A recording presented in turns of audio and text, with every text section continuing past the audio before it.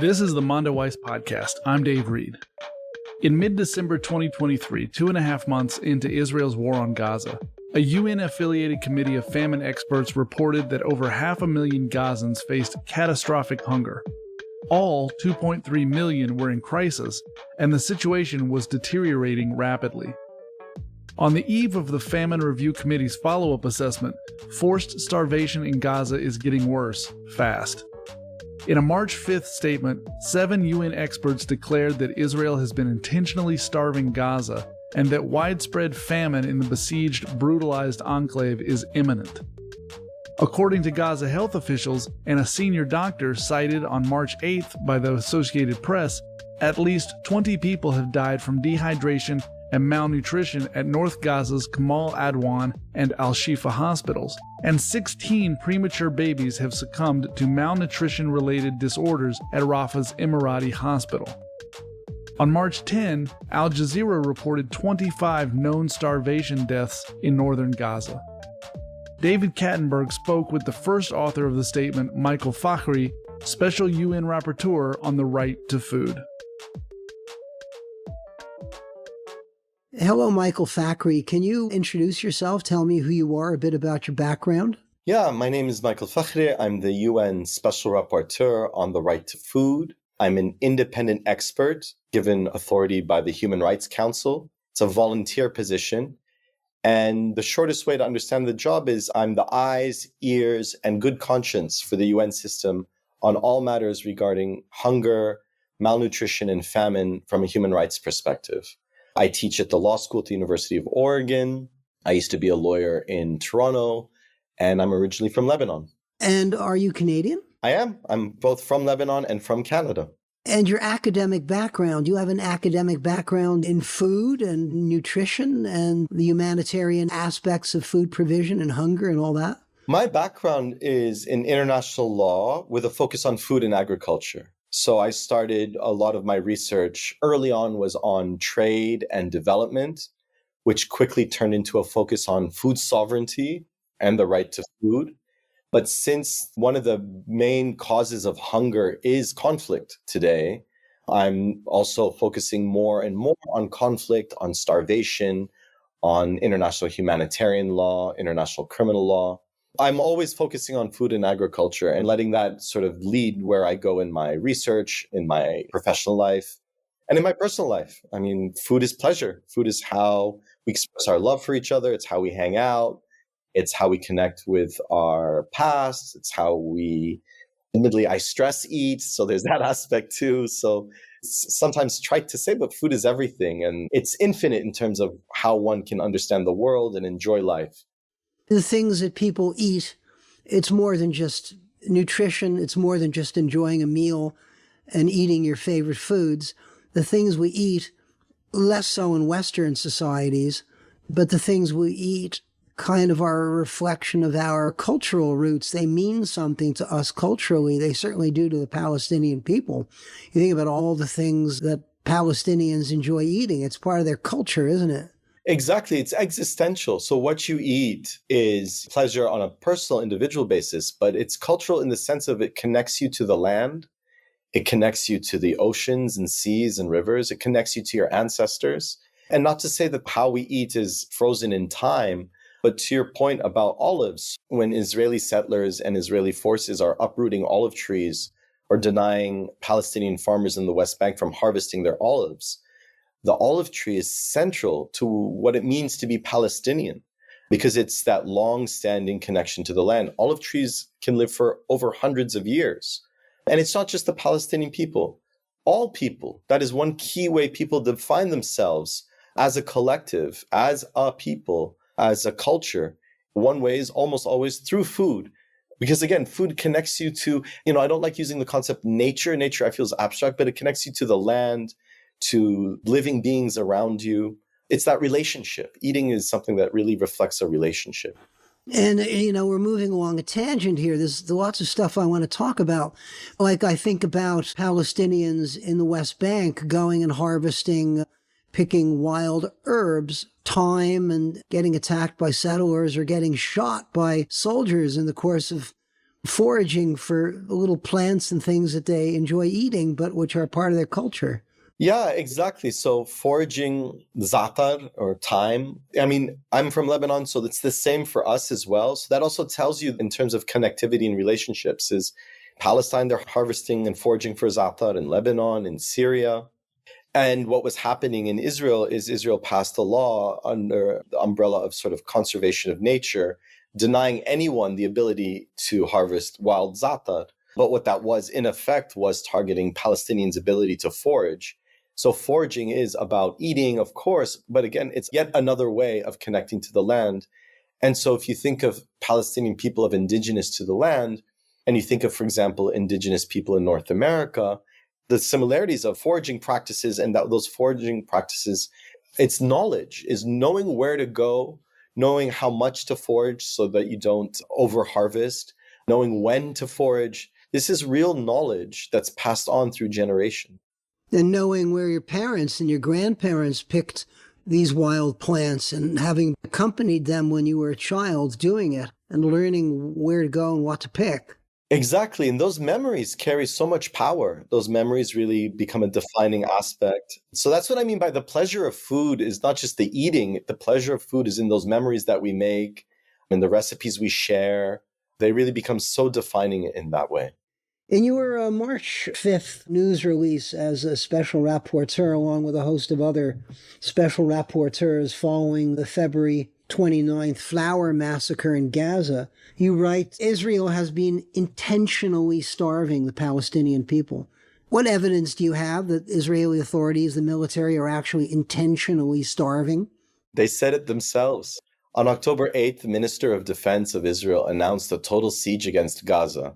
Sorry, that was October 9th. On October 8th, Israel cut off all water from all of Gaza for a couple weeks. Then they returned water just to southern Gaza, did not let the water flow back into northern Gaza. And the Minister of Infrastructure and Energy said it, that the purpose of cutting off water to everywhere at first and only returning water to the south was to push everyone from the north to the south. That's just two examples. Time and time and time again, they keep saying it, that they're going to deny the flow of food, fuel, and medicine into Gaza. And then they do it. And now we're seeing the effects. And the effects now are we're starting to see children dying from malnutrition and dehydration, which indicates that there's probably a famine or that famine's around the corner. It's just sort of unfolding at a speed we've never seen before. We've never seen children pushed into malnutrition so quickly. This is all preventable. And I'll add one more fact. In the current negotiations between Israel and Hamas, one of the negotiating points that Israel has put forward as something to offer to get concessions from Hamas is the provision and allowing for humanitarian aid to enter into Gaza. And that means that Israel's using humanitarian aid as a bargaining chip, to the point that that's actually what President Biden said today, that Israel should not use humanitarian aid as a bargaining chip. Sort of the president of the US has reaffirmed what we put in our press release. Moreover, Israel is destroying the food system in Gaza. So it's not just denying humanitarian aid. It's not just shooting at civilians trying to get humanitarian aid. It's not just bombarding convoys of humanitarian trucks, even though those humanitarian trucks are coordinating with them. They're destroying the food system, meaning they've destroyed over 80% of the fishing fleets and fishing nets of small-scale fishers in Gaza. They're destroying agricultural land, fields, greenhouses, orchards. They're using white phosphorus, which poisons the land, so it makes it almost impossible to farm on that land in the near future. Where are they using white phosphorus? Is this eastern Gaza, in the agricultural margin? Yes, they're using white phosphorus in eastern Gaza, and they're using white phosphorus in southern Lebanon. I just want to pursue this because, this idea that Israel is systematically denying food and humanitarian supplies to the Palestinians. I'm looking at a media flash from this entity in Canada that claims to advocate for honest reporting. They're really an agent of the Israeli government. What they say, it might as well be an IDF release. Here this entity says, since the beginning of the Hamas-instigated war in October, more than 14,000 trucks filled with humanitarian aid have entered Gaza, in addition to a growing number of airdrops. The amount of aid that is entering Gaza is also growing. On March 3rd, 277 trucks with humanitarian aid entered Gaza, the largest shipment in a single day. Israeli officials have repeatedly said there is no limit the amount of aid that can enter Gaza. So Israeli military and government sources and their media proxies are saying that Israel is moving heaven and earth to get aid and food into Gaza, but it's the aid distribution networks that are just really incompetent. Everybody is to blame for the situation except for Israel. And there, thousands of trucks have been moving in. How do you comment on that? So, let's put this into context. Let's start even before the war. Before the war, Israel was imposing a blockade on Gaza it's about 17 years now. And the result of that blockade is they were denying the flow of a lot of food. And the result was that 50% of people in Gaza were food insecure, and 80% of people in Gaza depended on humanitarian aid. So for people to sort of hit the bare minimum of receiving enough food, and we're not even talking good quality and nutritious food, just like a bare minimum to get by, 500 trucks a day had to go into Gaza. This is before the war. Now the average, and this average comes from UN humanitarian organizations and other humanitarian organizations, the average ranges between 85 to 100 a day. Sometimes a little bit more, sometimes a little bit less. That's not enough by any means. We know from humanitarian organizations that they're saying they're being held up at the border, that the process of entering, there's two crossing points. One is with Israel, Karim Shalom, and the other is Rafah with Egypt. The most goes through the Karim Shalom entry point through Israel. And we know from humanitarian organizations in the United Nations that the process is confusing, it's complicated, it's arbitrary, and they've indicated basically that they're being restricted. And all the UN agencies and all relief organizations and countries are saying, we are ready to provide as much aid as necessary to get in, and we're not being allowed in. What little aid is getting in, most of it is not going to the north. The north has been really blocked out from any aid in that effort, again, to sort of push everyone from the north to the south, which I might add is a war crime to do that to civilians. What aid does get through then, those convoys will coordinate with Israeli forces. And nevertheless, there's repeated reports from the UN that they are then bombarded. And then let's say the convoy gets through the border, it's not bombarded. And then there's over 14 reported incidents of Israel shooting at civilians while they're seeking aid. The most recent Flower massacre that you referred to from the press release was not the only one. That's one of a series. That one was just the worst one, in which Israeli soldiers shot at civilians, leading to the death of approximately 114 people and the injury of around 750. Sky News reported yesterday that the Israeli humanitarian agency, COGAT, I believe is the acronym, said that they're ready to provide humanitarian aid to people in Gaza. They haven't received the political green light yet from the appropriate ministries. And on top of that, when you see, as we've seen recently, the use of airdropping as a form of humanitarian relief, that's a measure of last resort. That's a desperate measure. It's incredibly expensive. It's incredibly inefficient. Humanitarian agencies all agree that it's very ineffective. That indicates that they're unable to get through otherwise. And now President Biden has announced he's going to build an ad hoc pier. It's sort of, they're going to use the military to build a pier to bring in some aid through the sea. That's also not very effective. And we're seeing famine is imminent. I mean, we're seeing the effects as well, not even talking about whether or not aid's getting through. We're seeing the effects. You add that all up, and that tells us that no, humanitarian aid is not entering sufficiently by any means. You know, what's interesting about the airdrops and this sort of maritime entry point, usually countries do that when they're trying to get humanitarian relief into enemy territory. I believe this is the first time the United States has done airdrops and has done this sort of maritime entry in a situation where it's in an ally's territory. And where it's actually providing all the weapons and the bombs and the missiles. Yeah, so it's American bombs and American aid dropping at the same time. The degree of vile absurdity, I mean, that's the only, I think, way I can describe it in that regard. Let's talk about the actual situation on the ground. But can you preface that by explaining what's the difference between hunger and widespread hunger and famine? Yeah, I mean, there's these technical terms one can measure: hunger, acute hunger, famine. When we start talking about famine or near famine, what we're talking about is people are starting to die from lack of sufficient food and nutrients. That's what's happening. People are dying or starting to die. That's where we're at in Gaza. And how many people, can you put some numbers to this? The whole population is food insecure. What are the metrics for hunger? And what are the metrics for famine? How many people have actually died? We've heard about like 15 children, newborns, infants who've died of malnutrition. I've seen images on Al Jazeera of kids that are starting to look like little Biafrans. So everyone's hungry.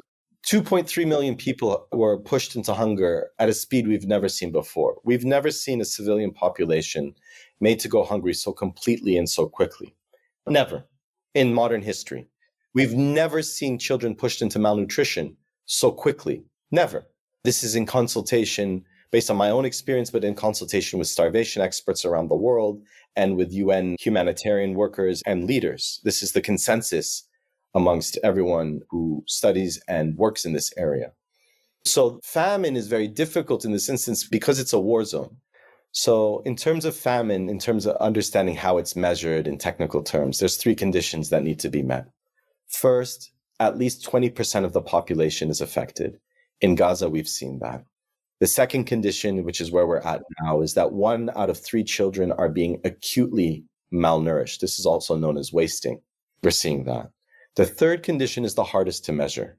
And this is that 2 people for every 10,000 inhabitants, 2 people are dying every day because of starvation or malnutrition and disease, not because of bombing or bullets or that sort of thing. In talking with the people who measure famine, the consensus is that because they're in the middle of a war right now there, and it's hard to get in, people are being denied entry into Gaza, reporters are being denied, humanitarian workers are being denied entry. It's hard to determine the degree of how many people are actually dying from malnutrition and disease and hunger versus bombs and bullets. Nevertheless, the fact that we're seeing now 15, I think, children, maybe the number today might even be up to 20, dying from malnutrition and dehydration, what that tells all of us, that tells us is that there probably already is a famine.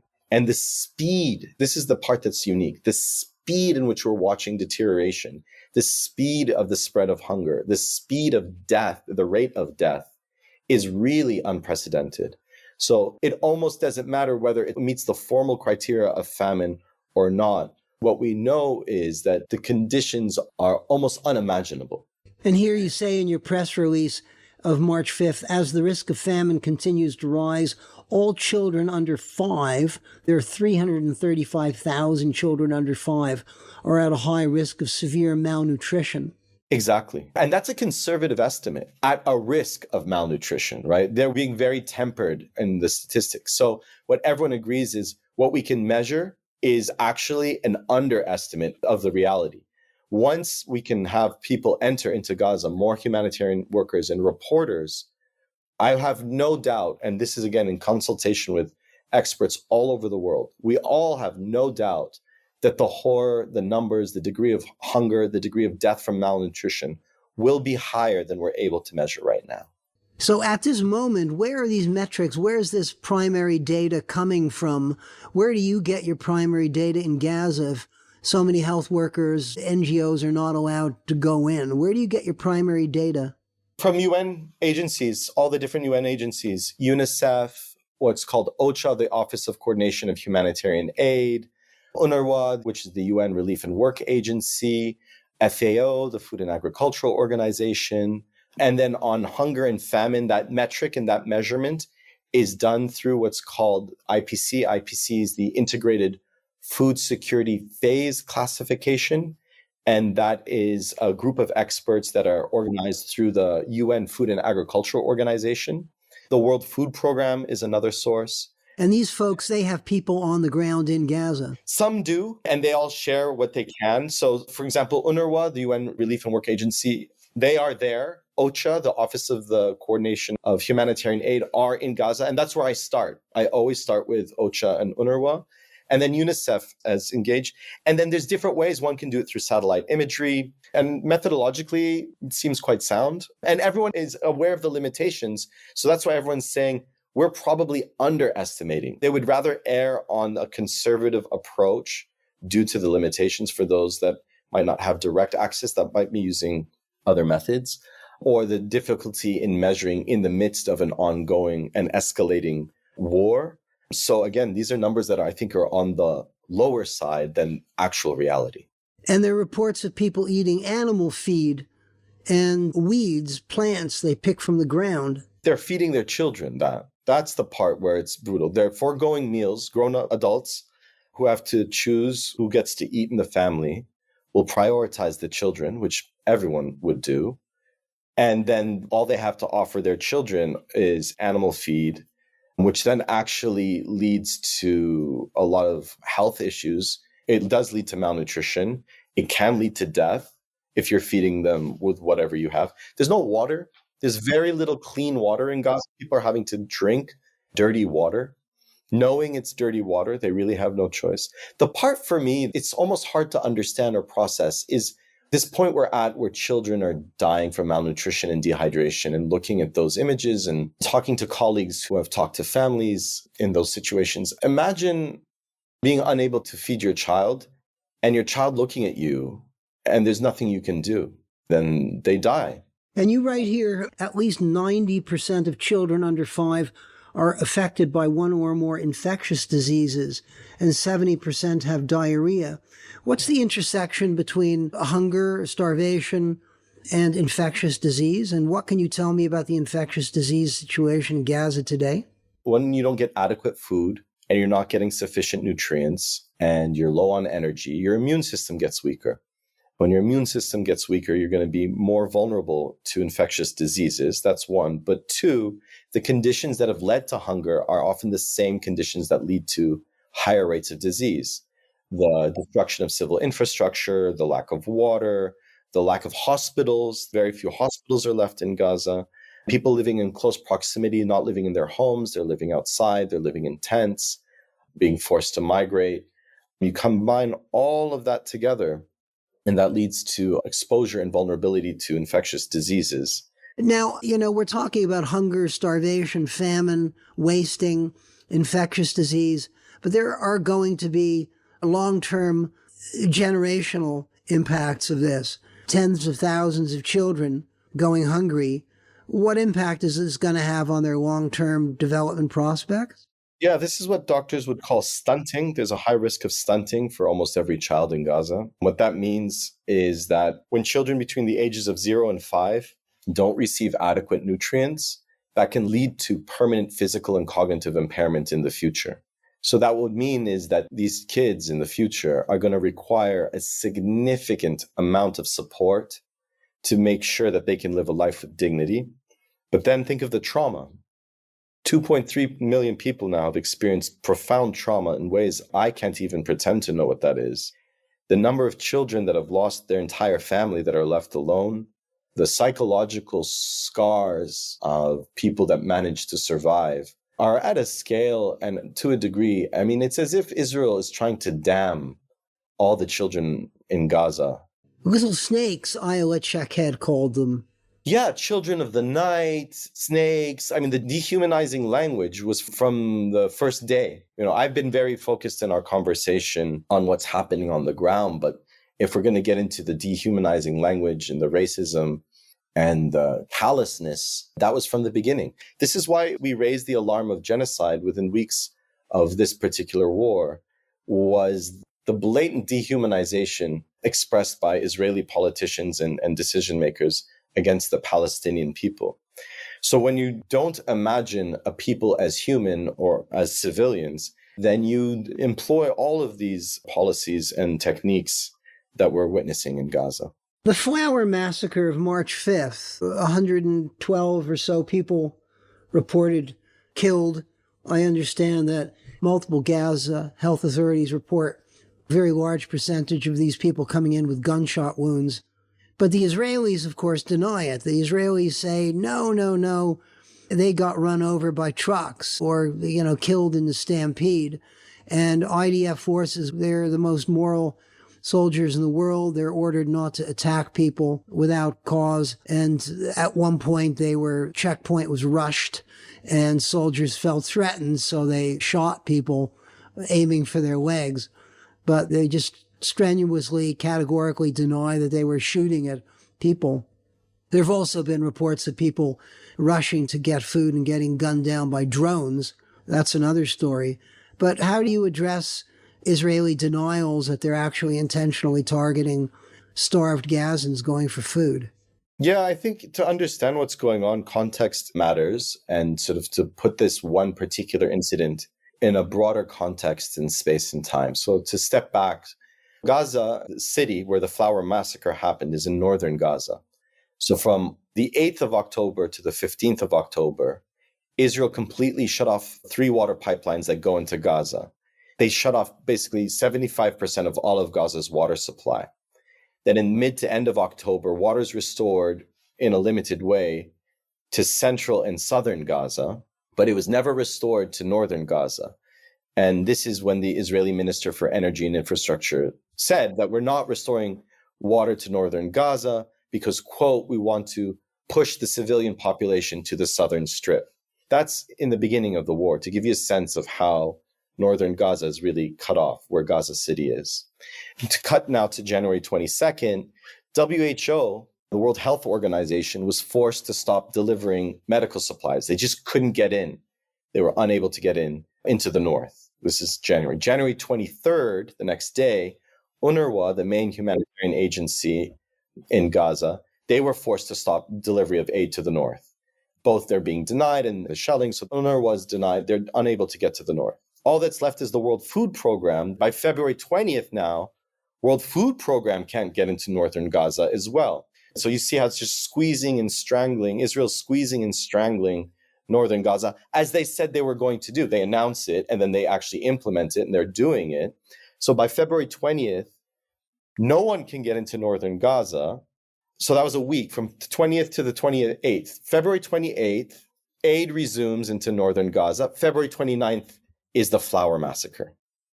So that's first the context of how desperate and brutalized people were in northern Gaza.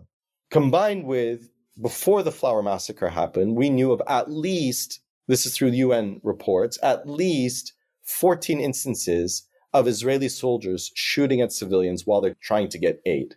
We know this is already happening. And then the flower massacre happens. We do know that soldiers shot at civilians while getting aid. Now, there are reports through the UN confirming a large number of people that died from bullet wounds. But let's just take that fact aside. Let's pretend we don't know how many people died from bullet wounds. Israeli soldiers are not allowed to shoot at civilians while they're getting humanitarian aid. Full stop. That's it. The soldiers felt scared, whatever. The conditions were created by Israel up until that point. If you shoot at civilians who are desperate, it's going to lead to chaos. So Israeli forces shot at civilians getting humanitarian aid, which is a war crime, creating the conditions of fear and panic. I will add, but we do know how many people were killed by bullet wounds. The UN has verified a lot of this. So that's what happened.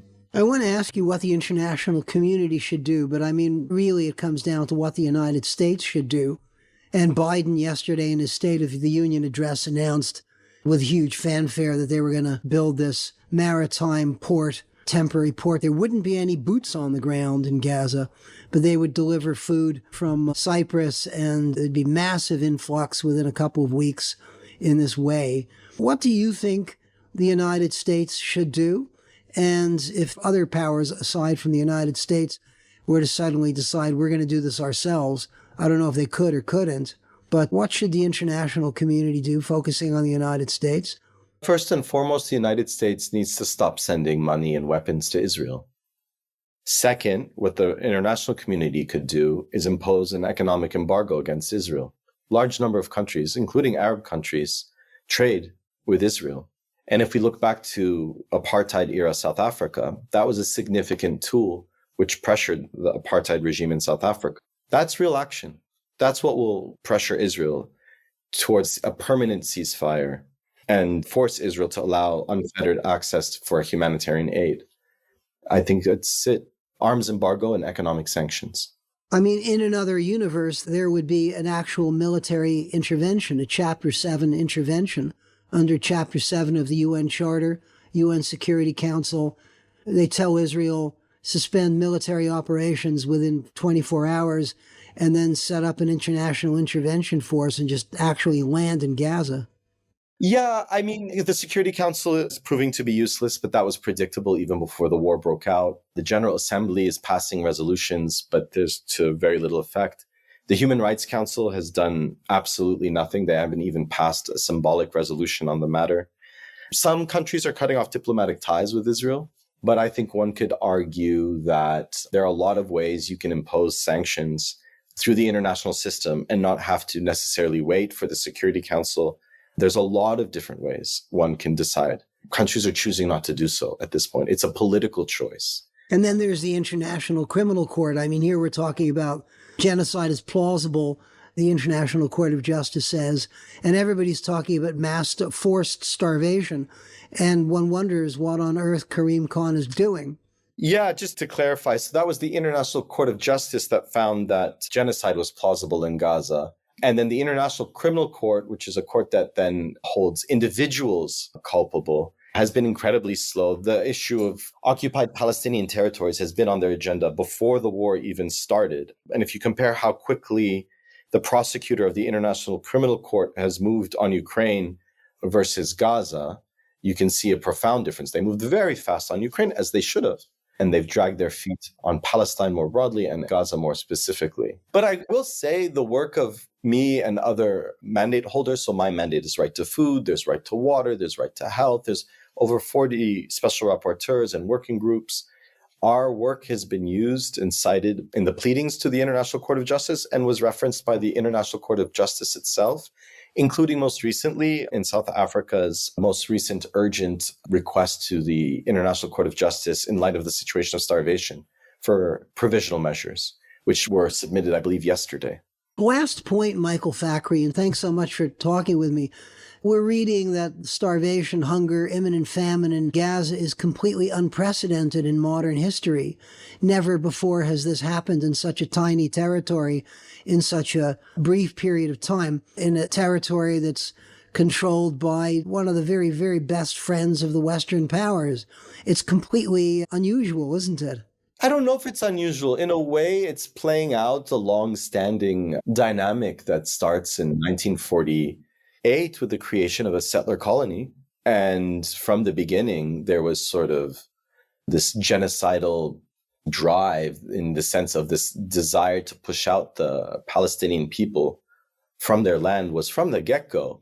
So if we think of genocide not as a very particular event, but as a process that unfolds over time and sometimes over decades, it's horrific, but there's a consistency. There's a consistency in sort of this expanding settler colony from an ideology that begins in Europe, right? So some European and North American support of Israel also didn't start that way to the degree we see it now. That changed over time. The unfettered, absolute support of Israel, no matter what, that's more recent.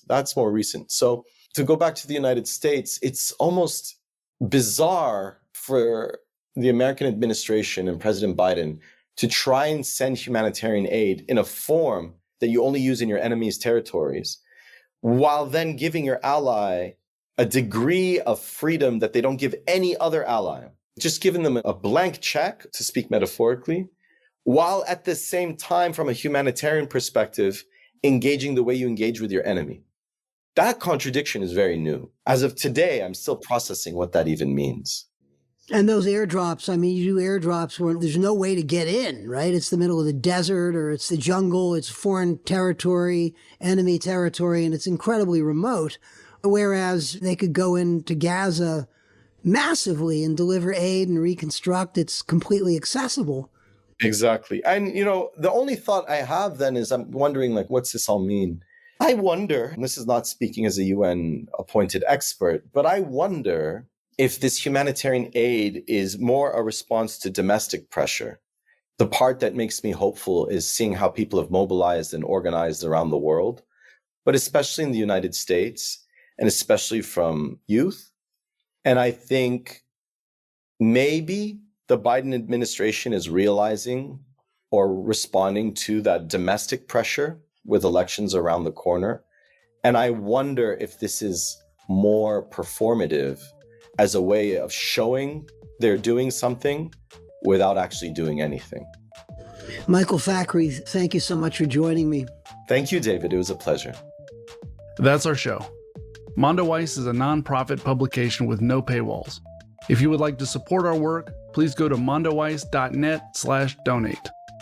Please leave a rating and review to help other listeners find the show. Subscribe to one of our free email newsletters so you can stay up to date on events in Palestine and related politics here in the US and around the world. Finally, if you have any more feedback, send me an email at dave@mondoweiss.net. Thanks for listening. We'll be back soon with a new episode.